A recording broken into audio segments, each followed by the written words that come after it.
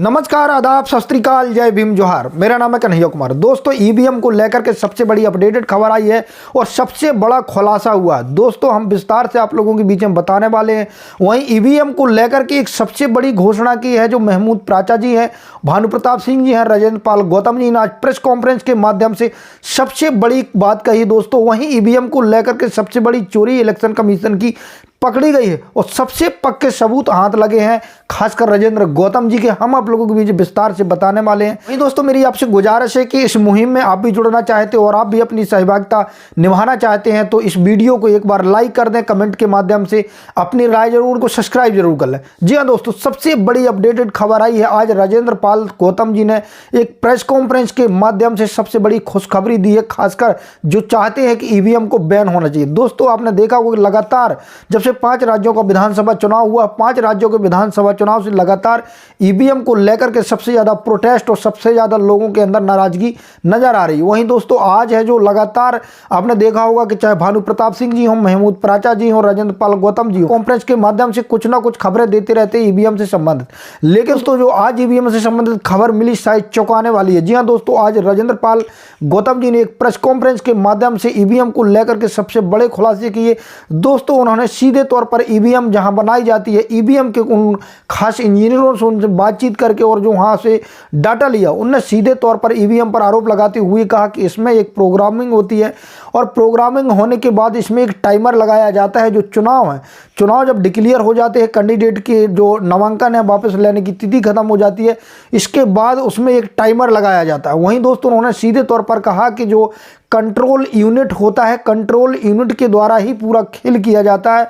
वहीं दोस्तों, सबसे बड़ा आरोप लगाते हुए उन्होंने कहा कि जिस प्रकार से इलेक्शन कमीशन खासकर ईवीएम के बचाव में खड़ा हुआ, उन्होंने आपने देखा होगा कि आरटीआई के माध्यम से जो भानु प्रताप सिंह जी ने जो सबूत इकट्ठे किए हैं, मैंने आप लोगों को पिछले वीडियो में बताया भाई था। खासकर जो ईवीएम बनाने वाली कंपनियां और इलेक्शन कमीशन है, जब आरटीआई के माध्यम से उनसे सवाल पूछे गए तो सीधे तौर पर ना ही इलेक्शन कमीशन इस चीज़ का जवाब दे पाया, ना ही ईवीएम बनाने वाली कंपनी इस चीज़ का जवाब दे पाई।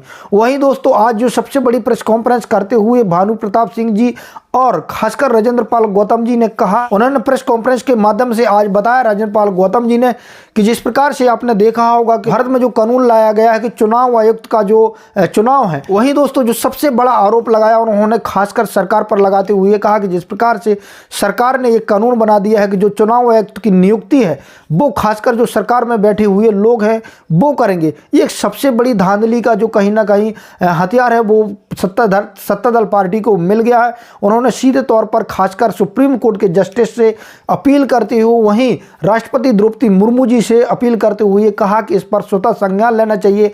राष्ट्रपति ने कहा कि इस पर संज्ञान लेते हुए खासकर इस चीज को जो कानून बना दिया है संसद में मोदी जी ने, इसको खत्म करना चाहिए क्योंकि इसके माध्यम से ईवीएम में सबसे बड़ी गड़बड़ियां की जा रही। वहीं दोस्तों, जिस प्रकार से आपने देखा होगा खासकर जो प्रेस कॉन्फ्रेंस के माध्यम से उन्होंने आरोप लगाया कि जो ईवीएम बनाने वाली कंपनी हो, जो खासकर प्रोग्रामिंग करती है, एक एक्सपर्ट जो कमेटी होती है वो सरकार के लोग होते हैं और इसमें काफ़ी आसानी तरीके से इसमें प्रोग्रामिंग करके जो टाइमर है वो सेट किया जा सकता है और जो खासकर वोटर है उसके साथ सबसे बड़ा धोखा दिया जा सकता है। दोस्तों, सीधे तौर पर उन्होंने कहा, कई जगह के उन्होंने एग्जाम्पल दिए, जिसमें कि आपने देखा होगा कि छत्तीसगढ़ में एक बीएसपी के कैंडिडेट को उनका खुद का वोट उनको नहीं मिला था। दोस्तों, एक जगह का और उन्होंने एग्जाम्पल देते हुए कहा कि वहाँ पर भी 90 वोट पड़े थे। 90 वोट में पड़ने के बाद जब काउंटिंग हुई तो वहाँ पर लगभग 150 वोट के समथिंग निकले।